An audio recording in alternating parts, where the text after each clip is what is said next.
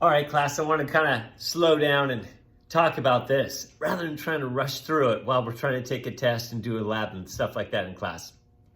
This you might have heard about. This is our project, our marine biology project. Maybe you've heard about it from other students. And in other years, what they've done is they turned in something like this. This project, see, over the next 4 weeks, we're going to be learning about stuff down at the beach. And your job is you got to go down to the beach and take pictures of 25 animals and 8 seaweeds. You got to find them. And then after you take pictures of them, you got to correctly identify them. You're going to find some information about them. You're going to put it all together and you're going to turn in something that you're proud of. Now, I'm going to say these 3 things over the next five weeks quite a bit.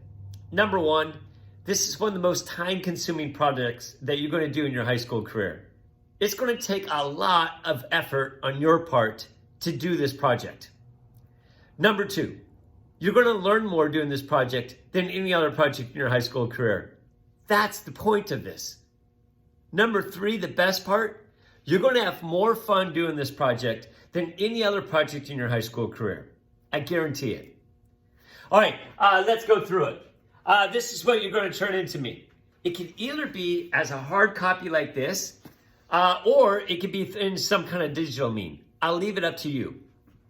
Number 1, you give me a title page. I need that. Number 2, don't get turned off by the word essay. See, every good book has an introduction about what that book is about. And what I want you to do is I want you to write a little introduction about life down at the intertidal zone. I'm going to tell you, over the next 4 weeks, it sucks living down there. Sometimes you're completely covered by water. Other times, there's no water. How tough is that? You got waves that are crashing down on you. God, that's got to be tough. When you're in water, you got water predators. When you're out of water, now you got land predators. God, that's tough. In water, you got to get oxygen somehow. But then, when you're not covered with water, how do you get your oxygen? How do you live? God, what a tough place it is to live down there. But yet, there's a lot of creatures that's their home. See, what I want you to do in this essay is you're going to write down, why does it suck? What are the challenges of living down at the intertidal zone?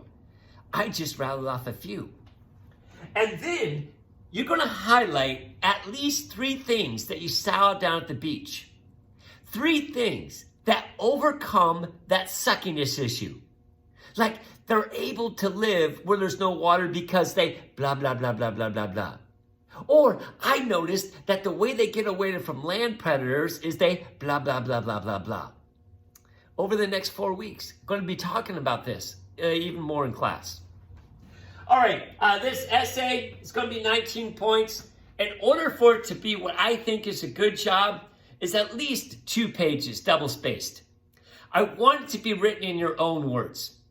I know when you Google and you copy and paste, those are not words that you as a high school student use. Use words and terminologies that we've talked about in this class. Man, if anybody uses one that they talk about an osculum, a snail's trap door, I'll never use that word in class. If I ever see that in an essay, I just cross it out and give it a 0. I know that that's not your words. Use terminology, use words, use concepts that we've learned in this class. Put it in your own words. All right, you're going to take pictures of 25 animals and 8 seaweeds. There's going to be one of them that you're just like amazed by the picture. What I want you to do is you give me your favorite pictures. You indicated it, and I'm going to give you 5 points for that. Let me move this over here. Next thing, man, there's going to be something that you're so excited that you found it. It's your coolest find. You're going to tell me what your coolest find was, where it was, and how did you find it. I'm going to give you 5 points for it. Next thing, you're going to have a description of the sites that you went to. Like tonight, after I make this video, I'm going to go to Golden Gardens. So I'd write down March 10th. I went to Golden Gardens at 7 o'clock at night. Then you're going to say, what was the low tide? Low tide that night was a 0.7. So you're going to keep a list of all the times you went down to the beach. What was the time that you went down to the beach? What was the date? And what was the tide? And you're going to write it all up here. I'm telling you, in all my years of doing this project, there's only been 3 people that have only gone down to the beach once. And in one trip, they found 25 animals and 8 seaweeds. For most people, it takes at least 3 times of going down to the beach, maybe 4 times of going down to the beach. God. So that's what I'm saying. It's going to take a lot of time and effort on your part to go down to the beach when there's a low tide, walk around down at the beach for about an hour, take pictures of things, and now you're going to have to do it again and then again. Photographs.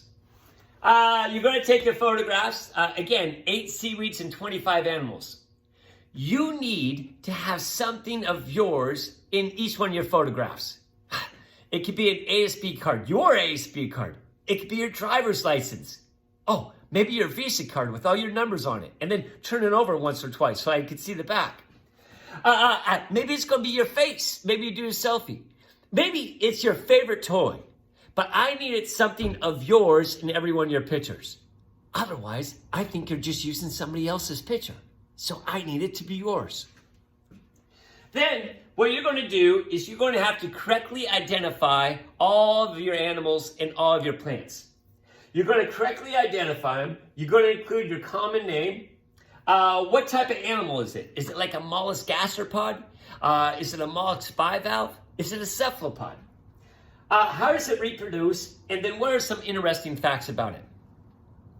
It's going to take you a lot of time. It's going to take you a lot of time to go down to the beach and take pictures. It's going to take you a lot of time to kind of figure out what all those things are. And then you're going to put it all together. And after you do that, you should turn in something that you're proud about. In doing so, you're going to learn a whole lot. And in doing so, you're going to have fun. The best thing to do is go down to the beach, not just by yourself, but go down with somebody else. Bring mom and dad down. Meet a couple friends down at the beach. Stay 6 feet apart. But you're going to do this. I'm going to be talking about this project every single day. So there you go. That's introducing this project. And it's due. It's due the week after spring break. April 19th and April 20th. We got Wednesdays are free days. We're not doing anything. Those would be great days to go down to the beach. Throughout the next 5 weeks, I'll be telling you when the low tides are and what are some good places to go to. All right, everybody. You're going to love this project.